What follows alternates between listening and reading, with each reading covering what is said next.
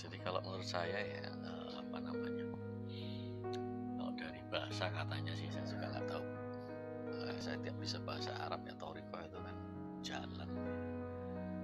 Jadi kalau menurut saya ya, Thariqah itu sebuah jalan. Jalan untuk apa? Jalan untuk pendekatan. Jalan untuk pendekatan. Pendekatan terhadap apa? Ya terhadap Tuhan. Jadi kalau misalnya sekarang di masyarakat mengenal istilah syariat, ada syariat, ada thariqat, ada tarekat, ada hakikat, ada makrifat. Ini sebenarnya bukan sesuatu yang terpisah-pisah. Jadi ini kalau menurut saya pribadi, ini bukan hal yang bersifat parsial tapi integral. Bahwa syariat itu ya thariqah. Syariat itu kan thariqah menuju Allah gitu. Bagaimana kita bisa menuju Allah kalau nggak ada syariatnya? Kita nggak tahu caranya gitu. Jadi itu integral. Termasuk juga misalnya hakikat itu apa? Bukan syariat. Tuh, hakikat itu syariat. Tapi hakikat itu syariatnya batin. Jadi hakikat itu juga thariqah juga iya. Thariqah kan jalan juga menuju Allah. Laku lampahnya batin. Nah, gitu. Jadi seperti itu. Nah, nanti kemudian apa tujuannya? Tujuannya ya kita menggapai ma'rifatullah. Bagaimana kita mengenal Allah gitu kan. Jadi kalau kita bayangkan kita makan kesukaan kita misalnya rawon, itu sudah nikmatnya luar biasa. Tapi apapun kenikmatan yang dirasakan oleh tubuh itu pasti tidak ada apa-apanya dengan bila dibandingkan dengan kenikmatan kita mengenal Allah. Nah itu. Nah cuman masalahnya bagaimana kita mengenal Allah. Nah disinilah diperlukan suatu jalan. Jalannya dari mana? Tentu saja jalan yang terbimbing. Kita tidak mungkin bisa memahami, mengenal Allah dengan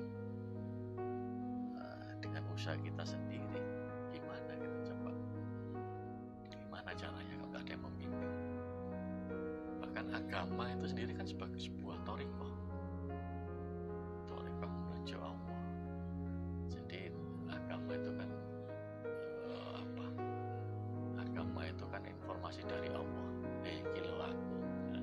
Kita kenal Allah kan melalui agama gitu. Nah sekarang korelasinya apa kalau dengan anak muda? Menurut saya juga adalah bahwa sangat penting. Kenapa? Karena kalau sudah ngomong thariqah itu kan ngomong tentang dunia dalam, tentang dunia batin. Tentu saja dunia dalam, dunia batin itu adalah dunia rasa, zauq. Nah rasa tentu beda dengan logika. Logika pasti ada batasnya. Artinya apa? Seberapa sih kita bisa mikir sesuatu? Bisa. Manusia selamanya tidak akan pernah mungkin bisa menciptakan yang namanya agama. Kalau agama itu dalam pengertian bahwa agama itu merupakan sebuah sebuah medium untuk mengenal Allah, untuk memahami Allah. Karena manusia dengan akalnya, dengan kepandaiannya, dengan kecerdasannya, paling banter hanya bisa menciptakan sebuah sistem budaya. Tidak akan pernah bisa menciptakan agama. Makanya agama itu kan kalau kita mengenal agama langit ya, agama sama Allah itu informasi dari Allah. Agama itu informasi dari Allah, artinya dari Allah. Konsumsinya, siapa yang mengkonsumsi agama? Manusia. Siapa yang manusia, agama manusia. Jadi agama itu kan untuk manusia. Untuk wilayah apanya dari manusia itu? Untuk wilayah akalnya. Karena manusia mulai bayi kemudian bertumbuh, tentu saja mulai bertumbuh panca inderanya, kemudian dia mulai bisa berpikir. Nah, agama itu adalah jatahnya main pikiran, jatahnya main pikiran. Sehingga orang pertama kali terbentuk mengenal agama ya lewat pikirannya. Oh, ternyata Allah itu ada, katanya Pak Ustadz, katanya guru agama kan gitu dah. Katanya yang mikir, oh iya, nggak mungkin deh ini kalau alam ini diciptakan tanpa ada sendirinya, tanpa ada yang menciptakan. Jadi dia mulai mengenal melalui pikirannya, mempelajari kaidah-kaidahnya, mempelajari bagaimana tata cara penyembahan kepada Allah. Sehingga itu yang membentuk perilaku, membentuk kesehariannya. Sehingga tentu saja akan mulai terkoneksi dengan batinnya. Misalnya kalau orang Islam sholat ya, oh gini tata caranya nyembah Allah. Pertama sholat, sehingga itu terbawa menjadi sebuah kebiasaan. Jadi ada koneksitas. Jadi agama itu apa pertamanya? Syariat, memperkenalkan itu, sehingga bisa dipahami. Kalau misalnya ya kita ngomong ya agama secara umum kan banyak ya, misalnya orang Hindu dan melaksanakan sholatnya orang Islam ya tidak nyambung, tidak ada rasanya. Kenapa? Karena yang dipelajari sejak pertama kali ya agama dia Hindu itu. Orang Islam misalnya katakanlah melakukan ritual seperti orang Buddha ya nggak ada rasanya gitu. Nah, karena apa? Ya terbentuk pertama kali itu.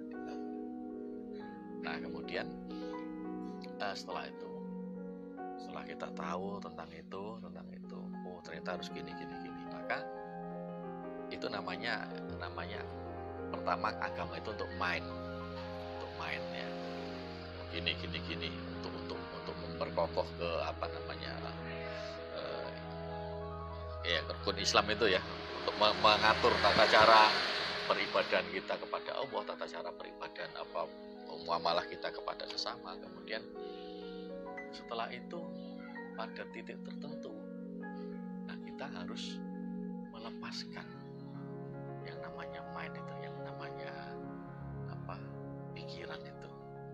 Jadi dilepaskan, masuk kepada keimanan. Yakin, makanya setelah Islam ya iman. Artinya dalam iman itu nalar sudah tidak nutut. Coba kalau kita pikir, kita diajari percaya pada malaikat. Kita percaya pada malaikat. Gimana malaikat itu? Coba saya.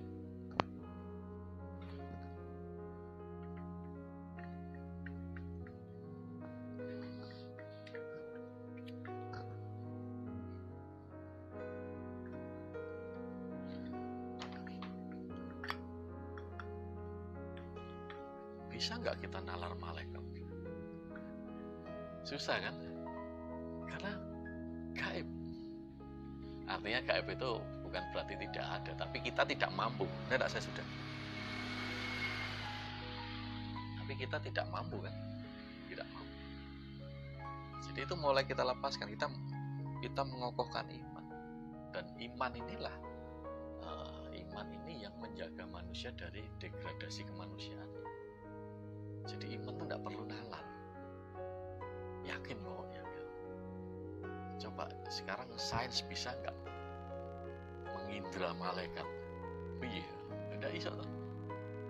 Maka pada titik itu, mulai setelah kita memakai nalar, mulai kita memasuki dunia rasa.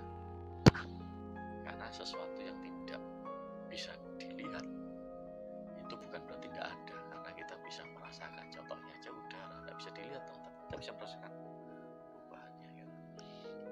Sehingga pada titik itulah manusia itu harus melepaskan egonya, harus melepaskan nalarnya. Maka pada titik itu ada ritual-ritual untuk melepaskan ego, meniadakan diri gitu. intinya gitulah shortcutnya. Jadi setelah mind kemudian harus melepaskan no mind. Gak usah digawa, gak usah digawa, bukan berarti tidak dijalankan, tidak gitu. Tapi kita masuk ke dunia rasa. Bagaimana kita merasakan bahwa Allah itu hadir. Kalau misalnya cuman sebatas yang pertama dengan mind, maka itu yang namanya religius. Kalau menurut saya, religius itu sebatas apa?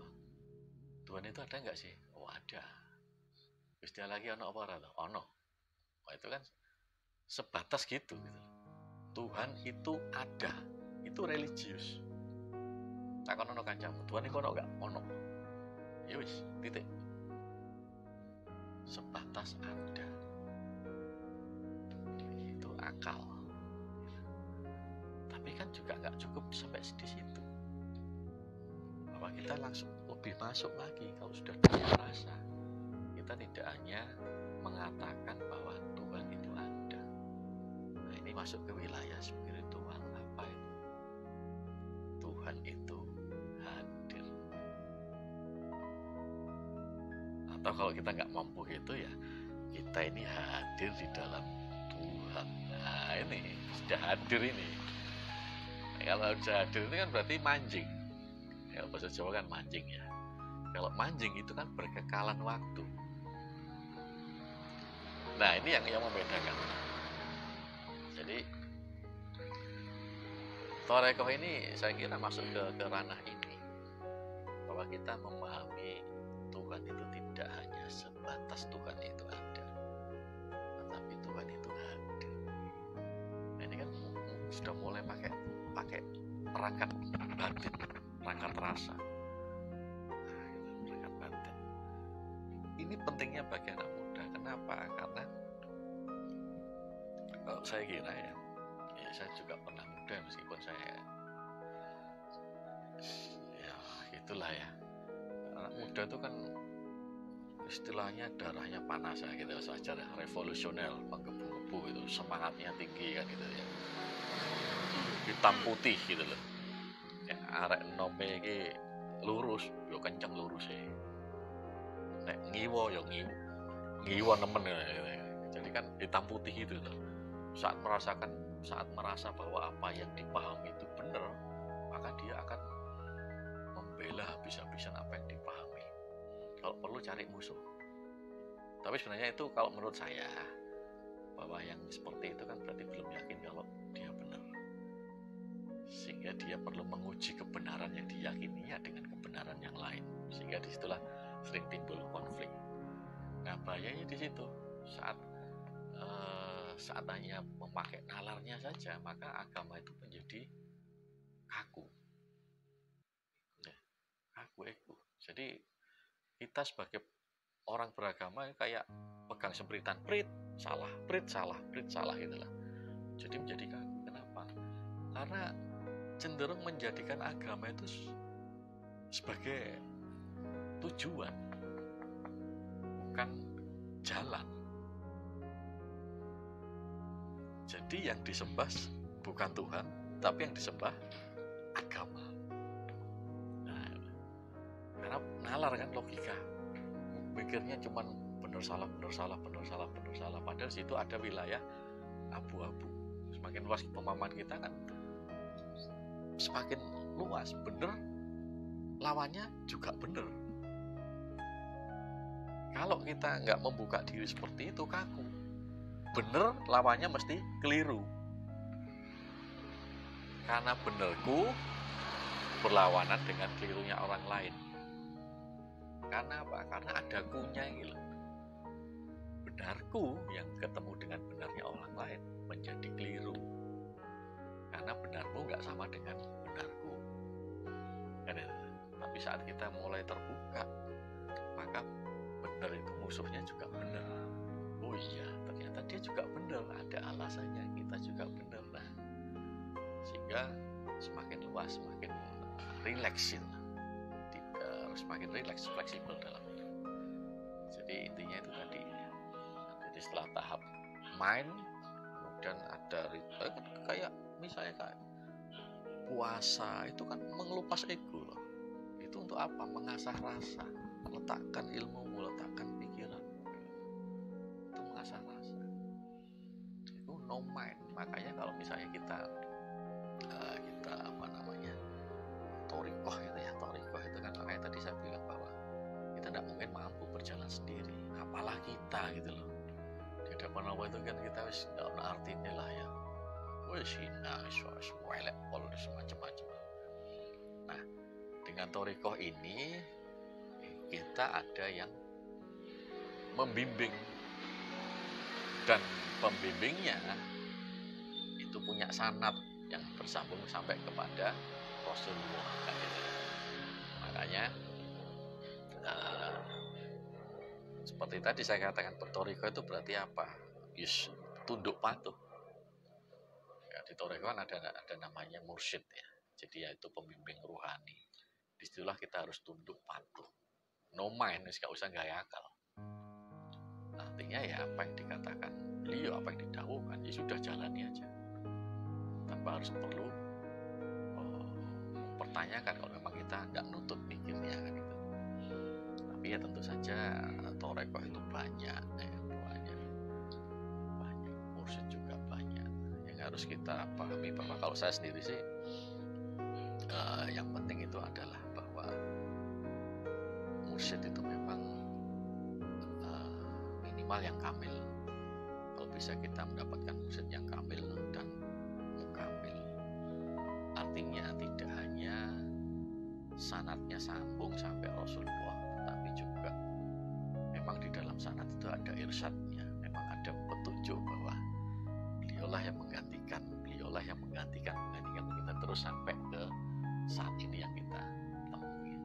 Kenapa? Karena memang sekarang coba saya sendiri orang awam ya, katakanlah saya kalau ditanya yang ngajari sholat siapa ya, bingung saya. Coba yang ngajari sholat siapa? Saya tidak punya silsilah gitu. Guru SD saya misalnya gitu ya, guru SD. Terus siapa gurunya nih? Ya tidak tahu, banyak kan gitu. Yang ngajari alif ba ta siapa? Ya bingung saya tidak punya sanad, apalagi sanad kitab-kitab itu malah nggak ngerti gitu. Ya, karena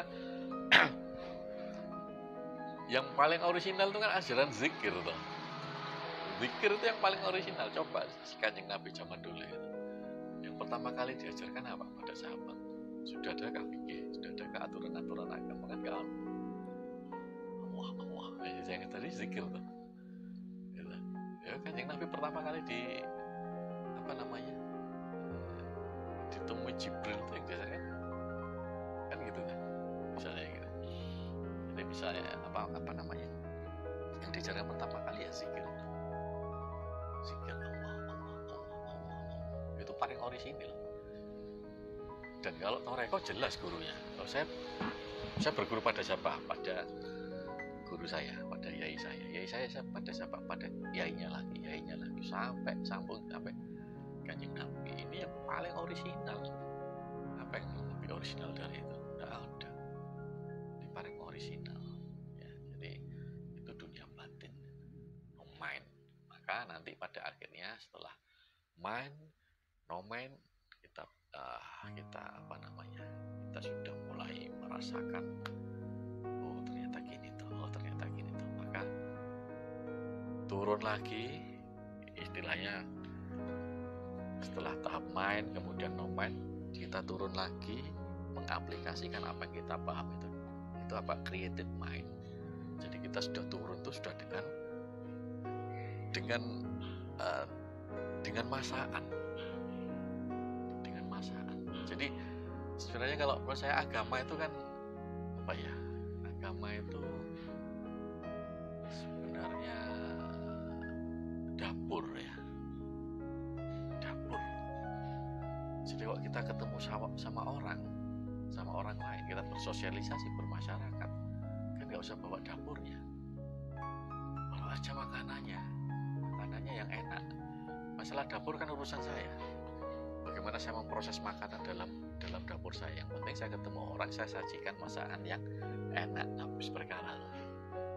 Itulah creative mind. Jadi kita terjun ke masyarakat, bersosialisasi, bekerja dan sebagainya. Ini kita sudah sudah matang di dalam, sehingga tidak ada apapun yang kita lahirkan kecuali kebaikan, kemanfaatan gitu aja. Jadi saya kira secara garis besar sih itu. Kenapa kok anak muda harus bertoriko? Biar orang mung bener, nanging kudu bener kan gitu. Bener itu belum tentu bener kan. Bener itu pasti harus beriring dengan benar, karena benar itu harus juga sesuai situasi dan kondisi yang ada gitu. Misalnya gini aja, kamu punya rumahmu misalnya sudah waktunya hampir rubuh ya, mau renovasi. Merenovasi rumah adalah hal yang benar, tapi kalau tukangnya kerja 24 jam sehari sampai malam, yang benar itu menjadi keliru, karena pasti mengganggu yang lain tuh. Bunyi-bunyi tak-tok kayak gitu lah. Ya bener, tapi burung bener gitu lah. Jadi bener itu harus terletak pada situasi, tempat, dan kondisi yang pas. Jadi tidak hanya benar, tapi juga harus